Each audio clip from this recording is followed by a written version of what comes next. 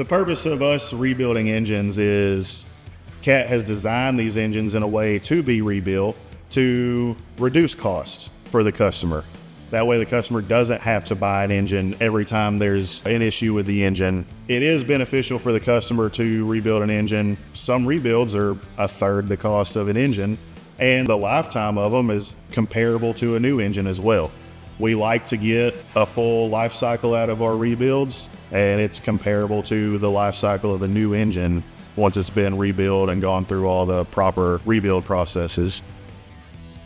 The engine dyno is what we use to test any engine that comes to the shop after the repair or rebuild process. We use the dyno to run all of the engines that we rebuild or repair through all the tests that Caterpillar wants us to do, as far as testing for any performance issues, mechanical issues, any kind of leaks, and also just to make sure that the engine performs to the spec that it is meant to perform at.